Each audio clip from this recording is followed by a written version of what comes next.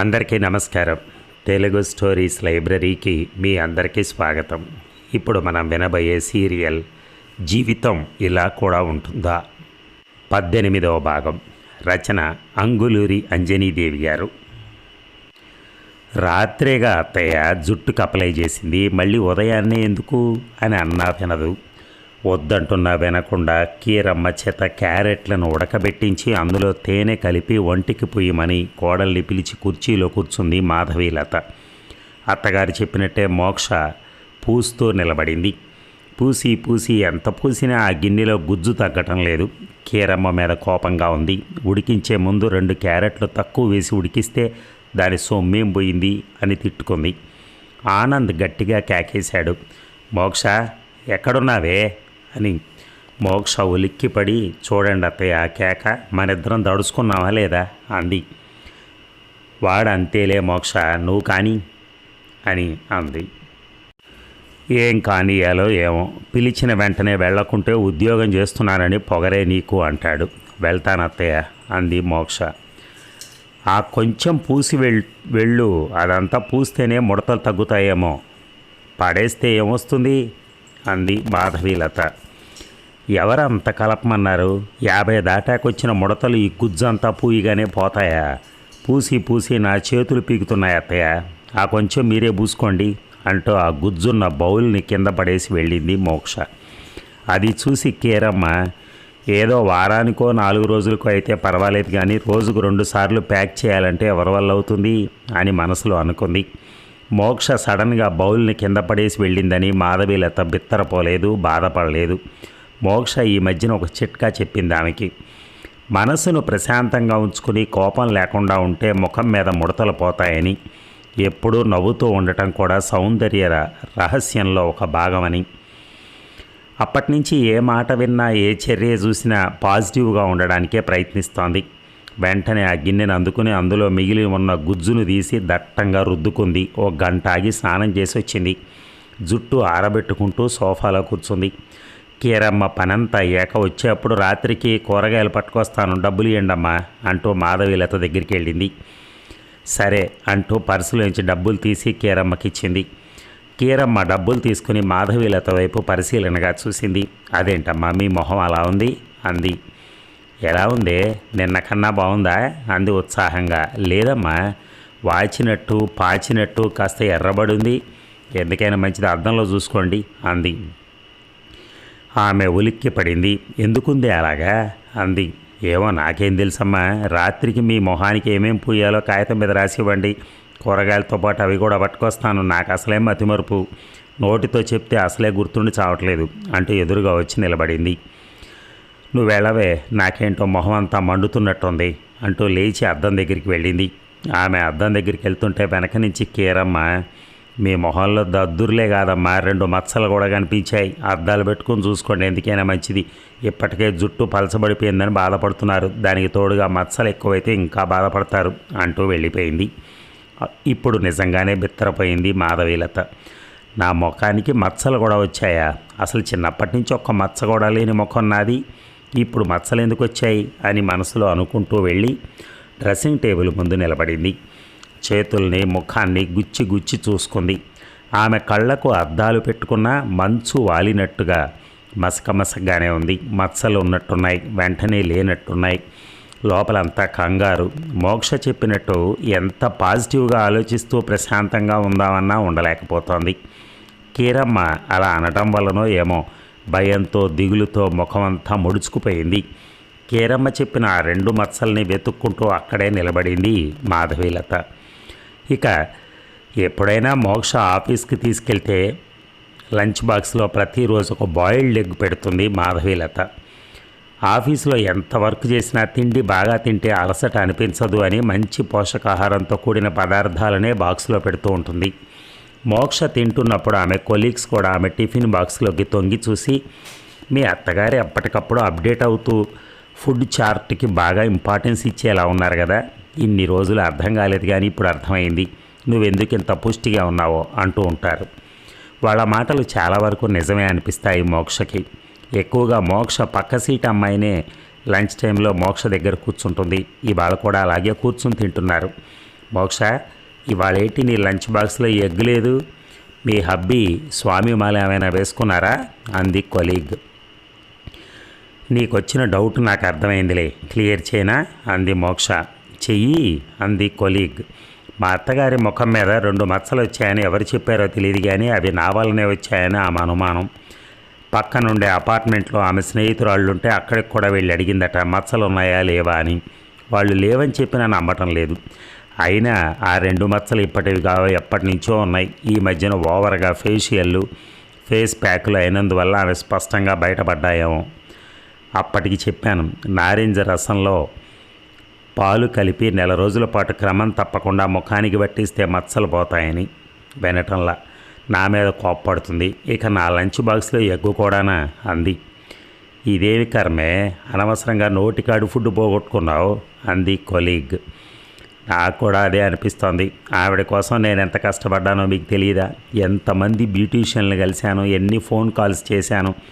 ఆవిడ ముఖం మీద ముడతలు రాకుండా మచ్చలు పోతాయనేగా ఫేషియల్ చేసేదాన్ని. ముఖం తాజాగా, చర్మం మృదువుగా ఉండాలని, వదులవ్వకుండా ఉండాలని, మృత కణాలు తొలగిపోవాలనేగా మసాజ్ చేసేదాన్ని. జుట్టు ముఖం మీద పడకుండా ఏది పూసినా జుట్టుకు అంటకుండా ఉండాలనేగా హెడ్ బ్యాండ్ తెచ్చాను. అంతేనా? యాప్రాను, bowls, brush, cream, steamer, towel ఎన్ని తేలలేదు, అన్నీ తెచ్చాం. వీటి కోసం ఎన్నిసార్లు షాపింగ్కి వెళ్ళలేదు. కొంచెం కూడా కృతజ్ఞత ఉంటే నీ వల్లనే మచ్చలు వచ్చాయి అంటుందా అంది. కొలీగ్ వెంటనే మోక్ష చేయి మీద తట్టింది. బాధపడకు, మీ అత్తగారికి చేయాల్సిన దానికన్నా ఎక్కువగా సర్వీస్ చేశావు. ఇక అలాంటి సర్వీస్ ఏం చేయకుండా సైలెంట్ అయిపో, లేకుంటే నువ్వు డాక్టర్ దగ్గరికి వెళ్ళి విటమిన్ బిళ్ళలు మింగాల్సి ఉంటుంది అంది. అది కాదే నా బాధ. ఆవిడ్ని నేను ఎంత బాగా చూసుకున్నానో తెలుసా? ఇంటికి వెళ్ళాక నాకుండే టైం అంతా ఆవిడతోనే గడిపేదాన్ని. 3 రకాల స్ట్రోక్స్తో మసాజ్ చేసేదాన్ని. మసాజ్ పూర్తయ్యాక ముఖాన్ని కాటన్తో తుడిచి ఆవిరి పట్టేదాన్ని. మెత్తటి టవల్తో చిన్నపిల్లని తుడిచినట్టు తుడిచేదాన్ని. నా బిడ్డ పూర్వీకి కూడా నేను అలా చేయలేదు, చూసుకోలేదు. చివరికి నా వల్లనే మచ్చలు వచ్చాయని నాతో మాట్లాడటం మానేసింది. అసలు ఆవిడ ముఖానికి ఏదో అయినట్టు దాచుకొని తిరుగుతోంది తెలుసా అంది మోక్ష. కర్మ అంది కొలీగ్. మోక్ష అదే విషయంపై చాలాసేపు బాధపడింది. పూర్విని తలుచుకుని కళ్ళనీళ్లు పెట్టుకుంది. నువ్వు అలా కళ్ళనీళ్లు పెట్టుకుంటే చూడబుద్ధి కావట్లేదు. నువ్వేనా అనిపిస్తుంది. అయినా నీకేం తక్కువ? జాబ్ ఉంది, హాయిగా తిని హాయిగా ఉండు. కాకుంటే పూర్విని తెచ్చుకుని నీ దగ్గరే ఉంచుకో, ఆయాను పెట్టుకో. మీ ఇద్దరికీ జాబ్స్ ఉన్నాయి కదా, కొంతకాలం ఆ ముసలోళ్ళకు దూరంగా ఉండండి. అలా దూరంగా ఉంటే మీరు బ్రతకలేరా, వాళ్ళు బ్రతకలేరా? ఇలాంటి తిండి తింటూ ఎన్ని రోజులు బ్రతుకుతావు? దేవుడు మనకి జ్ఞానాన్ని, తెలివితేటల్ని, ఉద్యోగాన్ని ఇచ్చింది ఎందుకు? కడుపు నిండా తిండి తినకుండా డయాబెటిక్ పేషెంట్లలాగా బ్రతకమనా అంది ఆవేశంగా. ఆశ్చర్యపోయింది మోక్ష. అది కాదే నా బాధ. అప్పుడు మా అత్తగారు మాట్లాడకపోతే ధృతి ఎలా ఉండగలిగిందో కానీ నేను మాత్రం ఉండలేకపోతున్నాను అంటూ ఆలోచిస్తూ కూర్చుంది మోక్ష. నువ్వేం ఆలోచించకు, ఇక మీ పెద్దవాళ్లతో కలిసి ఉన్న చాలు. ఇంకా ఎందుకు? అసలు రాత్రి సమయంలో కలిసి ఉండే భార్యాభర్తలే ఎవరి జీతం డబ్బులు వాళ్ళు ఖర్చు పెట్టుకుంటూ ఒకరి బరువు ఒకరి మీద పడకుండా ఎవరి పర్సనాలిటీని వాళ్ళు నిలబెట్టుకుంటున్నారు. షేరింగ్ అనేది మాటల్లో ఉండొచ్చు, మభ్య పెట్టుకోవటంలో ఉండొచ్చు, కానీ మరీ సొంత సంపాదన మీద కూడా అధికారం లేకుండా కనీసం తిండికి కూడా డిపెండ్ కావటం టూ మచ్ పనిష్మెంట్. ఏ రిలేషన్లో కూడా ఇది మంచి షేరింగ్ కాదు. గుడ్ రిలేషన్ అంతకన్నా కాదు అంది. బరువుగా మాట్లాడి నన్ను భయపెట్టకే, ఇవాళ ఇంటికి వెళ్ళాక ఏదో ఒకటి ఆలోచిస్తాను అంది మోక్ష. కస్టమర్లు రావడంతో ఇద్దరూ వెళ్ళి ఎవరి సీట్లో వాళ్ళు కూర్చున్నారు. ఇక సతీష్ చంద్ర తండ్రికి ఫోన్ చేశాడు. నాన్న, కోపతాపాలను తగ్గించుకుని అమ్మ నువ్వు వెళ్ళి ధృతిని చూసిరండి. చూడకపోతే తను ఎలా ఉందో ఎలా తెలుస్తుంది? నేనేం అడిగినా హ్యాపీగా ఉన్నట్టే మాట్లాడుతోంది. మీరు వెళ్ళి వస్తే నాకు కూడా ధైర్యంగా ఉంటుంది. మీరున్నారన్న నమ్మకంతోనే నేను ఇక్కడ ప్రశాంతంగా ఉండగలుగుతున్నాను. ఒక్కసారి వెళ్ళి చూసిరండి అన్నాడు. లౌడ్ స్పీకర్ ఆన్ చేసి ఉండడంతో కొడుకు మాటలు విన్నది మాధవీలత. ఈ కళ్ళతో దాని మొహం ఎవరు చూడమన్నా చూడను. వాడేదో పెద్ద ఆఫీసర్ అయినట్టు అక్కడుండి ఆర్డర్లు వేస్తే మనం ఎక్కడికి కీ ఇచ్చి వదిలిన బొమ్మల్లాగా ఆడతాం అనుకుంటున్నాడేమో. అది జరిగే పని కాదు అంది. అనటమే కాదు ధృతిని చూడటానికి వెళ్ళలేదు. సతీష్ను కూడా అవమానించినట్టుగా మాట్లాడింది. అంకిరెడ్డి మాత్రం 1-2 సార్లు వెళ్ళి ధృతిని చూసి వచ్చాడు. ఇక ఆఫీసులో కొలీగ్ మాట్లాడినప్పటి నుంచి మోక్షలో మార్పు వచ్చింది. భర్తను తీసుకుని పక్కకెళ్ళిపోవాలనుకుంది. అలా వెళ్తే అప్పుడు అత్తగారు మాట్లాడకపోయినా బాధలేదు, ఎవరు ఎలా పోయినా చింత లేదు. తను తన భర్త పూర్వి హాయిగా రెంటెడ్ హౌస్లో ఉండొచ్చు. కేరమ్మ లాంటి పని మనిషిని పెట్టుకుంటే ఉదయాన్నే వంట చేసుకుని పూర్విని స్కూల్కు పంపి తను ఆనంద్ ఆఫీస్కి వెళ్ళొచ్చు. అప్పుడు ప్రశాంతంగా ఉంటుంది. ఇదే ఆలోచన కూర్చున్నా, నిలబడినా, పడుకున్నా మోక్షలో. ఆనంద్తో చెప్పింది. ఆనంద్ విన్నాడు కానీ వెంటనే సమాధానం చెప్పలేదు. మాట్లాడరేమండి, నాకు ఈ ఇంట్లో ఉండాలనిపించడం లేదు, మనకేం తక్కువ, బయటికి వెళ్ళి బ్రతకలేమా అంది. ఇప్పట్లో బ్రతకలేం, దానికి కొద్దిగా టైం కావాలి అన్నాడు. ఎందుకు అంది. లోన్ తీసుకున్నాను, ఆ డబ్బు మొత్తం వేరే చోట ఇన్వెస్ట్ చేశాను, ఇప్పుడు మనకు వస్తున్న 2 జీతాల డబ్బంతా లోన్కి వెళ్ళిపోతోంది అన్నాడు. షాక్ అయి చూసింది మోక్ష. డబ్బేమిటి, లోన్ ఏమిటి, అసలు మీరేం మాట్లాడుతున్నారు అంది. నీకు తెలియదులే, నువ్వేం ఆవేశపడకు, నేను ఈ మధ్యన నీకు తెలియకుండా ఒక మంచి పని చేశాను అన్నాడు. ఏం చేశారు సహనంగా అంది. కమల్నాథ్ అనే కాంట్రాక్టర్కి 10 లక్షలు పెట్టుబడి పెట్టాను, అదంతా లోన్ తీసుకున్నదే. ఇంకా కొంత మనం కట్టిన చిట్టీలు పాడి కట్టాను. ఎక్కువ వడ్డీ ఇస్తానన్నాడు కాబట్టి ఆ పని చేశాను. ఏదో ఒకటి చేయాలిగా, లేకుంటే డబ్బులు ఎలా వస్తాయి అన్నాడు. డబ్బులు ఎలా రావటం ఏమిటి, ఇద్దరు ఉద్యోగం చేస్తున్నాం, డబ్బులు రావట్లేదా అంది. ఆ డబ్బులు ఏం సరిపోతాయి మోక్ష, నెలంతా తింటే 1 రూపాయి కూడా మిగలదు.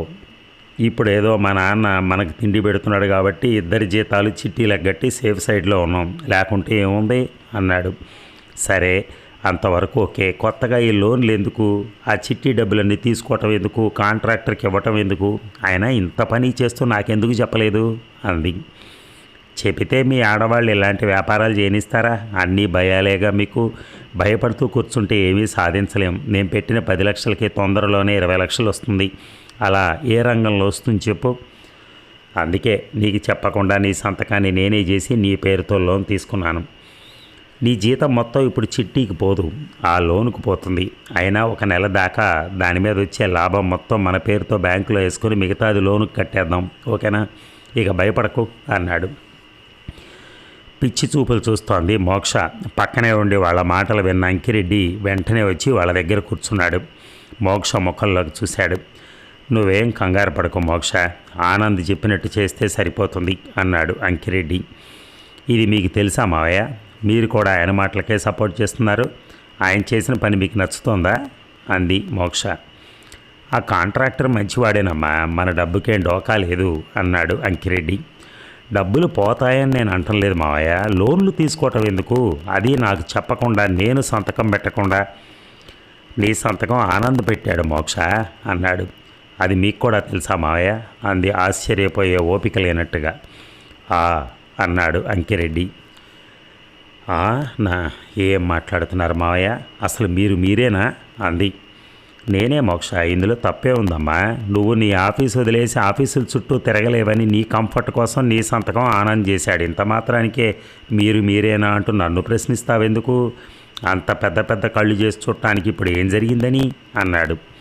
మోక్ష తల వంచుకొని కళ్ళు మూసుకొని ఒక్క క్షణం పిడికిళ్ళు బిగించి ఊపిరి బిగబట్టింది. ఆనంద్ ఆమెను చూసి హిస్టీరియా వచ్చింది, దానిలో ఎందుకే అలా బిగుసుకుపోయావు అన్నాడు. ఆమె ఉలిక్కిపడింది. నేను బిగుసుకుపోయానా అంది. కాదా, ఆ మాత్రం తెలుసుకోలేనా, నేనేం చేసినా నచ్చదు నీకు, ఇందులో ఏం చేయాలన్నా నాకు భయం అన్నాడు. నువ్వేం భయపడకరా, అసలు ఏంటమ్మా నీ ప్రాబ్లం అన్నాడు సూటిగా అంకిరెడ్డి. అది కాదు మావయ్య, మీరు పెద్దవారు, నా సంతకం ఆయన పెడుతున్నప్పుడు మీరు ఆపద్దా మావయ్య, అంతా జరిగాక అసలు ఏంటమ్మా నీ ప్రాబ్లం అంటే నేనేం చెప్పను, మీరే కదా మాకు కంచెలా ఉండాల్సింది అంది. తెలివిగా మాట్లాడి మా నాన్నని కించబరిస్తే అప్పుడు నేను పెట్టిన సంతకం ఇప్పుడు ఎరేజ్ అవుతుందా కోపంగా అన్నాడు ఆనంద్. నువ్వు ఉండరా, దీనివల్ల లాభాలు వస్తాయి కదమ్మా అన్నాడు. లాభాలు కాదు మావయ్య, నాకు వేరే ఇల్లు అద్దెకు తీసుకుని వెళ్ళాలనుంది, పూర్విని ఇంకా ఎన్ని రోజులు వాళ్ళ దగ్గర ఉంచుతాం అంది. ఎవరు ఉంచమన్నారు, తీసుకొచ్చుకోమ్మా, ఇక్కడ పూర్వి ఉండడానికి అభ్యంతరం ఏమిటి, మనతో పాటు ఉంటుంది, ఎంత చిన్న విషయానికి వేరే వెళ్ళటం ఎందుకు అన్నాడు అంకిరెడ్డి. మోక్షకి ఏం చేయాలో తోచనట్టుగా పిడికిళ్ళు బిగించి చెవుల దగ్గర పెట్టుకుని అటు ఇటు కోపంగా చూసింది. చచ, నాకన్నీ సంఖ్యళ్లే. ఇప్పటికే నా ఇబ్బందులు నాకున్నాయి. అవి చాలక ఈయనగారు నా జీతం మొత్తం లోను కట్టయ్యేలా చేసి పెట్టాడు. ఇన్ని రోజులు కట్టిన చిట్టి డబ్బులు కూడా లేకుండా చేశాడు. ఈయన వల్ల నాకెప్పుడూ కష్టాలే అంటూ అక్కడి నుంచి లేచి వెళ్ళిపోయింది మోక్ష. ఆమె అలా వెళ్ళగానే కొడుకు వైపు తిరిగాడు అంకిరెడ్డి. ఏంటిరా అలా అంటోంది? నువ్వు చేసిన పని మోక్షకు నచ్చలేదా? ఆ కాంట్రాక్టర్ మంచివాడే కదరా, ఎందుకలా భయపడుతోంది? అసలు కమలనాథ్ గురించి ఎవరిని అడిగినా మంచివాడనే చెప్తున్నారు. రోడ్డు కాంట్రాక్టు, రైల్వే కాంట్రాక్టు, చెరువుల కాంట్రాక్టు, బిల్డింగుల కాంట్రాక్టు ఒకటేమిటి, ఇప్పటికే అతను చాలా కాంట్రాక్టులు చేసున్నాడు. నేను కూడా అతనితో మాట్లాడాను. అతని మాటలను బట్టి చూస్తే ఇది నీకు మంచి ఆపర్చునిటీ అనిపిస్తోంది. ఇదంతా మోక్షకు నువ్వు ముందే చెప్పాల్సింది. అయినా అంత కోపంగా వెళ్ళిపోయిందేరా అన్నాడు అంకిరెడ్డి. అది ఎప్పుడు అంతే నాన్న, చెప్పింది వెందో. దానికి మనందరం కలిసి ఉండటం ఇష్టం లేదు. ఒక్కతే వెళ్ళి పక్కన ఉండాలట. వచ్చిన జీతం మొత్తం నెలంతా ఖర్చు పెట్టుకోవాలట. అది దాని సరదా. బాధ్యత తెలిస్తే కదా అన్నాడు ఆనంద్. సరేలే, కమల్నాథ్ మళ్ళీ కలిస్తే చెప్పు. అవసరమైతే ఇంకో 5 లక్షలైనా ఇవ్వడానికి సిద్ధంగా ఉన్నాడు నా స్నేహితుడు. వడ్డీ తక్కువే తీసుకుంటానంటున్నాడు. అవసరమైతే తెచ్చిద్దాం. ఇలాంటి వ్యవహారాల్లో పెట్టుబడి అంత ఎక్కువైతే లాభాలు అంత అధికంగా ఉంటాయి. నువ్వు అన్నట్టు ఇప్పుడు మన చుట్టూ ఖరీదైన ఇల్లు, కార్లు ఉన్న వాళ్ళంతా ఇలాంటి వ్యాపార లావాదేవీల వల్ల పైకొచ్చిన వాళ్లే అన్నాడు అంకిరెడ్డి. సరే నాన్న, ఇవాళే ఫోన్ చేసి అడుగుతాను అన్నాడు. కాస్త జాగ్రత్తగా మాట్లాడు. అలాగే అన్నట్టు తల ఊపాడు ఆనంద్. ఇక మోక్షకి ఆఫీస్లో వారం రోజుల నుంచి పని బాగా ఎక్కువైంది. ఇంటికొచ్చాక అలసిపోయినట్టు అయిపోయి త్వరగానే నిద్రపోతోంది. ఈవేళ నిద్రపోకుండా తల్లికి ఫోన్ చేసింది. పూర్వి లిఫ్ట్ చేసి, మమ్మీ ఫోన్ అమ్మమ్మకి ఇవ్వనా అంది వచ్చి రాని మాటలతో ముద్దుగా. వద్దులే నాన్న, నువ్వు మాట్లాడు, తర్వాత అమ్మమ్మకి ఇద్దు కానీ. ఎలా ఉన్నావు నువ్వు? బాగున్నా మమ్మీ. మొన్న డాడీ వచ్చాడు, నువ్వు రాలేదే. డాడీ వచ్చాడా? ఎప్పుడు? ఆశ్చర్యపోయింది మోక్ష. తాతయ్యతో మామయ్యతో తగాదా పెట్టుకుని డబ్బులు పట్టుకెళ్ళాడు. నువ్వు రాలేదేం మమ్మీ అంది. తల్లిని చూడాలన్న తపన పూర్వి గొంతులో స్పష్టంగా వినిపించింది. మోక్ష అదేం పట్టించుకోకుండా ఫోన్ అమ్మమ్మకివ్వు అంది. అక్కడి నుంచి కదలకుండానే అమ్మమ్మ అంటూ పెద్దగా కేకేసింది పూర్వి. వెళ్ళవే, అమ్మమ్మ దగ్గరికి వెళ్ళి ఫోన్ ఇవ్వు అంటూ తొందర పెట్టింది మోక్ష. పూర్వి పరిగెత్తుకుంటూ వెళ్ళి, అమ్మమ్మ నీ కూతురు ఫోన్ అంటూ మొబైల్ని అమ్మమ్మ చెవి దగ్గర పెట్టింది పెద్ద ఆరిందలాగా. ఆమె హలో అంది. అమ్మ, ఆయన అక్కడికి వచ్చారా అడిగింది మోక్ష. ఆమె ఒక్క క్షణం ఆగి, వచ్చాడు, నీకు చెప్పొచ్చి ఉండడానికి మాకు అప్పుడే అనిపించింది. అందుకే అల్లుడు గారు వచ్చినట్టు నీకు చెప్పలేదు అంది. ఏమన్నారు? నాన్నతో అన్నయ్యతో తగాదా పెట్టుకున్నాడా? అవన్నీ ఇప్పుడు ఎందుకు, నువ్వెలా ఉన్నావు, వేళకు తింటున్నావా అడిగింది ఆమె. వెంటనే మోక్ష కళ్ళల్లో కన్నీళ్లు ఉప్పెనలా ఉబికాయి. చెప్పమ్మా, నువ్వేదో దాస్తున్నావు, అసలు ఏం జరిగింది అడిగింది మోక్ష. ఏం లేదులే మోక్ష, దాని గురించి ఇప్పుడు ఎందుకు. అయినా అతనికి ఇస్తానని ఒప్పుకున్న డబ్బులు ఎప్పుడైనా ఇచ్చేదేగా. అన్నయ్య వెంటనే వదిన నగలమ్మి అతనికి ఇవ్వాల్సిన డబ్బులు ఇచ్చేశాడు అంది. అంత జరిగిందా? నాతో ఒక్క మాటైనా చెప్పలేదు మీరు. చెబితే నువ్వు వదిన నగల అమ్మనిస్తావా? దానివల్ల నీకు ఆనంద్కి విభేదాలు రావా? అందుకే చెప్పలేదు. ఈ విషయంలో మీరు చాలా తొందరపడ్డారు. ఆ డబ్బు ఆయనకి ఇవ్వకుండా పూర్వీ కోసం ఉంచితే బాగుండేది. మేము అదే అనుకున్నాం. కానీ మాటల మధ్యలో అన్నయ్యని అనరాని మాటలు అన్నట్ట. ఆనంద్ పైకి పద్ధతిగా అనిపిస్తాడు, కానీ కోపం వస్తే మనిషిగాడు మోక్ష. అందుకే అన్నయ్య వదిన నగలు అమ్మి ఇచ్చేశారు. ఎప్పటికైనా ఇవ్వాల్సినవే ఇవ్వకుండా ఆపి ఇంటెల్లుండి ఇబ్బంది పెట్టడం మాకు కూడా మంచిది కాదు. మా ఇబ్బందులు ఎప్పటికీ ఉండేవే. ఇప్పటికే చాలా రోజులు ఆగాడు ఆనంద్. ఈ విషయంలో అతను చాలా ఓపికమంతుడే అనుకోవాలి. చూస్తున్నాగా వేరే వాళ్ళ అల్లుళ్ళని అందామె. ఒకవైపు అల్లుడిని మెచ్చుకుంటూ, ఇంకొక వైపు అల్లుడు తన కొడుకుని ఏదో అన్నాడని బాధపడుతూ. ఇంతకీ ఆయన దగ్గర నుంచి ఆ ప్రో నోటును వెనక్కి తీసుకున్నారా లేదా అంది మోక్ష. పంచాయతీ పెద్దలు ఆ విషయంలో జాగ్రత్తగానే ఉంటారు మోక్ష. అన్నయ్య డబ్బులు ఇవ్వగానే నాన్న రాసిచ్చిన ప్రో నోట్ని ఆనంద్ నుంచి ఇప్పించారు అంది. మోక్ష ఆశ్చర్యపోయింది. పంచాయతీ పెద్దలా? పెద్ద గొడవ చేసినట్టున్నాడుగా అంది మోక్ష. చేశాడు మోక్ష, క్షణాల్లో వెళ్ళి డబ్బు తెచ్చిచ్చేలా చేశాడు అందామె. చచ్చ, నా తలరాత బాగాలేదమ్మా అంది మోక్ష. నీ తలరాతకే మోక్ష, నువ్వే అలా అనుకుంటే అసలు పెళ్ళిళ్ళే కాక ఒంటరిగా ఉద్యోగాలు చేసుకుంటూ తమకంటూ ఒక తోడు లేకుండా, నా అనేవాళ్ళు లేకుండా ఉండే ఆడవాళ్ళని ఏమనుకోవాలి? వాళ్ళంతా వర్కింగ్ ఉమెన్స్ హాస్టల్లో ఉండి ఏం సుఖపడుతున్నారు. తృప్తే జీవితం, తృప్తి పట్టం నేర్చుకో. లేని దాని గురించి ఆలోచించకు, పోయిన దాని గురించి అసలే ఆలోచించకు. అలా ఆలోచిస్తే మనకి ఎన్నిసార్లు తుఫానులు వచ్చి పంటలు బాలేదు అంటూ సర్ది చెప్పింది. అమ్మ, నాకు తలనొప్పిగా ఉంది, నీతో మళ్ళీ మాట్లాడతాను అంటూ కాల్ కట్ చేసింది మోక్ష. మరి ఈ భాగం మనం ముగిద్దాం. Thank you.